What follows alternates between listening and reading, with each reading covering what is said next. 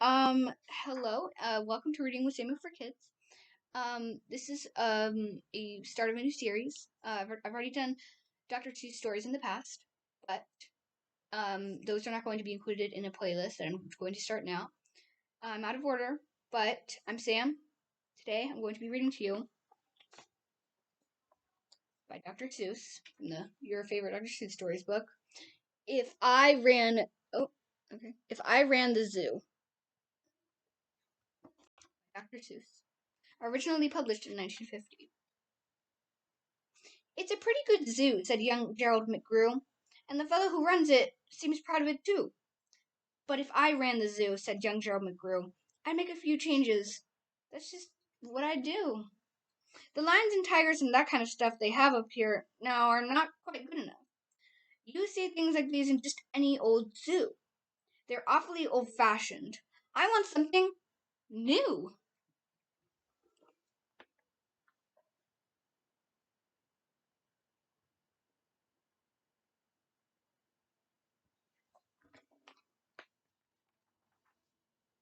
So I'd open each cage, I'd unlock every pen, let the animals go, and start over again. And somehow or other, I think I could find some beast of a much more unusual kind. Our four-footed lion's not much of a beast. The one in my zoo will have 10 feet, at least, 5 legs on the left and 5 more on the right. Then people will stare and they'll say, "What a sight! This new keeper Gerald's quite keen. That's the goldarnest lion I have ever seen."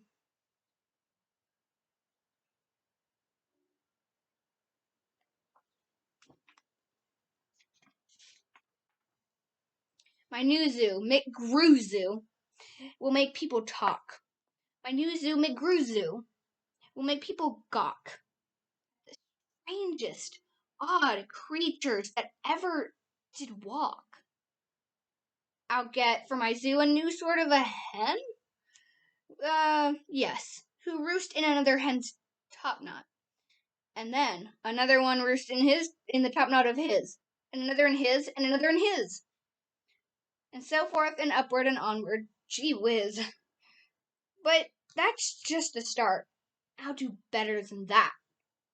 They'll see me next day in my zookeeper's hat, coming into my zoo with an elephant cat.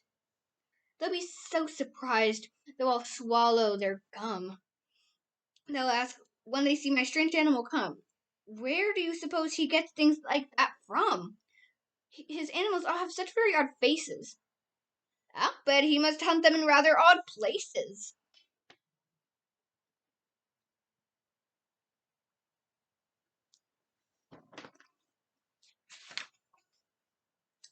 "And that's what I'll do," said young Gerald McGrew. "If you want to catch beasts you don't see every day, you have to go places quite out of the way. You have to go places no others can get to. You have to get cold, and you have to get wet, too. Up past the North Pole, where the frozen winds squeal. I'll go and I'll hunt in my Skeagle mobile, and bring back a family of what do you know? And that's how my new zoo McGrew Zoo will grow." Oh wait, sorry. Oops. I gotta read the next page. "I'll hunt in the mountains of Zamamatant, with helpers who all wear their eyes at a slant, and capture a fine fluffy bird called the bustard, who only eats custard with sauce made of mustard. And also a very fine beast called the flustered, who only eats mustard with sauce made of custard."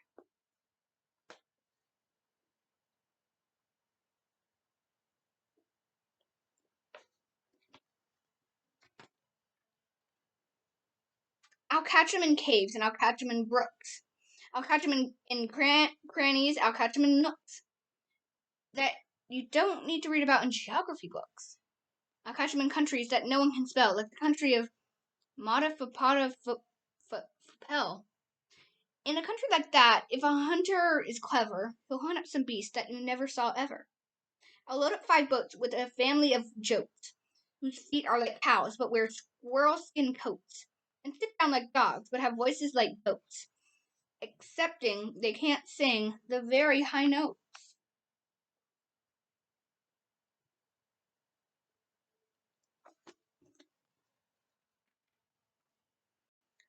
And then I'll go down to the wilds of Nantucket and capture a family of lunks in a bucket.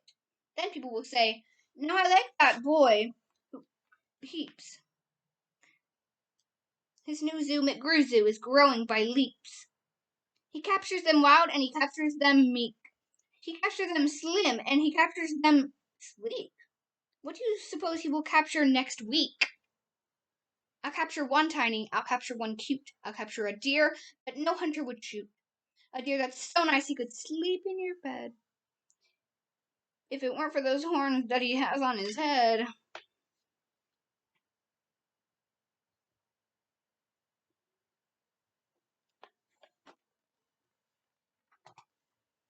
Speaking of horns that are just a bit queer, I'll bring back a very odd family of deer.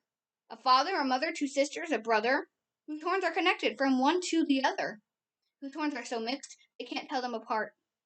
Can't tell where they end and can't tell where they start. Each deer's mighty puzzled. He's never yet found if his horns are hers or the other way round. I'll capture them fat and I'll capture them scrawny. I'll capture a scragglefoot mullet gadaway, a high-stepping animal fast as the wind, from the blistering sands of the desert of Zend. This beast is the beast that the brave chieftains ride when they want to go fast and to find some place to hide.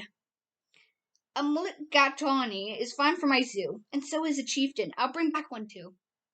In the far western part of southeast North Dakota lives a very fine animal called the iota. But I'll capture one who is even much finer in the northeastern west part of South Carolina. When people see him, they will say, "Now, by thunder, this new zoo, McGrew Zoo, is really a wonder."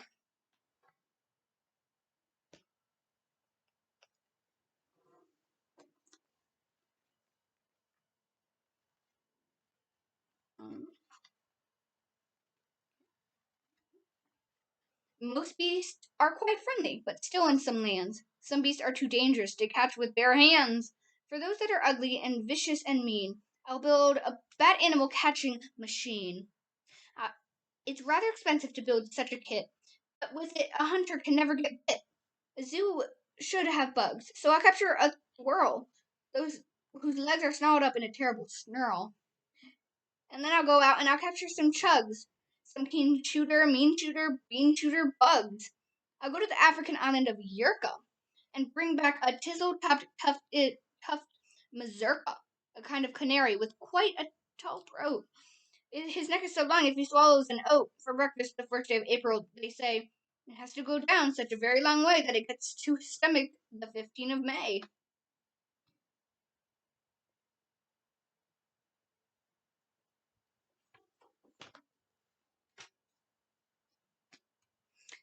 I'll bag a big bug who is very surprising, a feller who has a propeller for rising, and zooming around making cross-country hops from Texas to Boston with only 2 stops.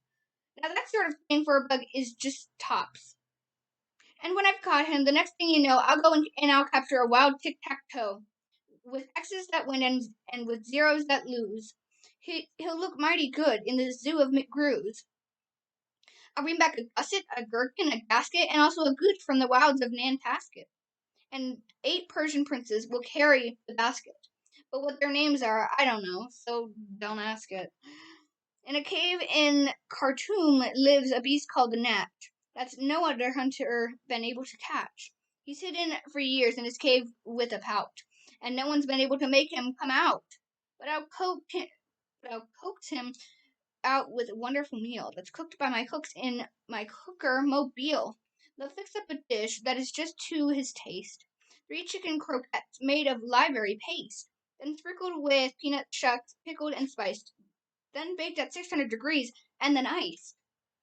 It's mighty hard cooking to cook up such feast, but that's how the new zoo, but Gru Zoo, gets beasts.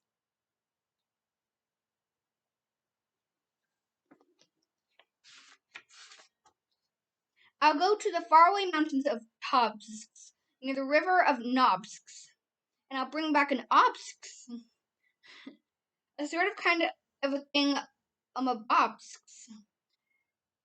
Only eats rhubarb and a corn on the cobs, and then people will flock to my zoo in a mobsix. McGrew, they will say, does a wonderful job. He hunts with such vim, and he hunts with such vigor. Oh my goodness, I'm getting used to saying that. Sorry. His new zoo, McGrew Zoo, gets bigger and bigger. And speaking of birds, there's the Russian Paluski, whose head ski is red ski and belly is blue ski. I'll get one of them for my Zooski McGrewski. Then the whole town will gasp. Oops, sorry, will gasp. Sorry. Why, this boy never sleeps. No keeper before ever kept what he keeps. There's no telling what that young fellow will do. And then, just to show them, I'll sail to Petru and bring back an Itkach, a Preep, and a Prue, a Nurgle, a Nerd, and a Seersucker too.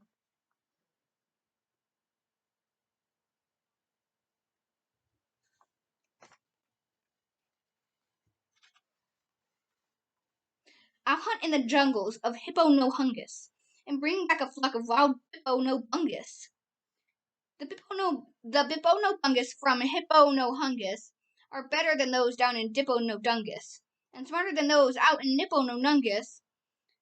And that's why I'll catch them in Hippo no Hungus instead of those others in Nungus and Dungus.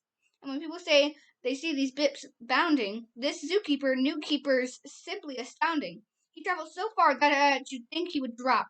When do you suppose this fellow will stop? Stop?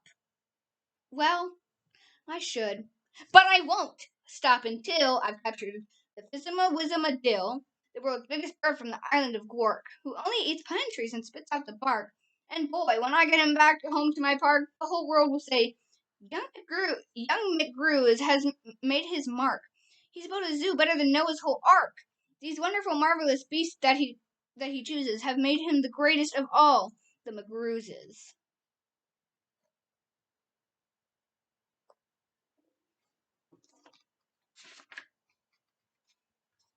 Wow!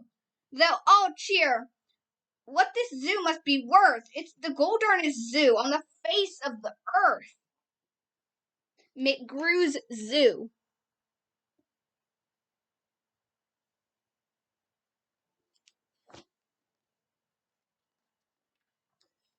Yes, that's what I'd do, said young Gerald McGrew. I'd make a few changes if I ran the zoo. The end. That was a long story for me. I don't know if it was for you. Anyways, thank you for watching. Come back next time. You can like and subscribe if you want. You don't have to, but I will add more into the series in a few days, or tomorrow, or today. See how tired I am after this. And I hope you have a good day. Stay safe. And thank you for watching. Bye. Come back next time.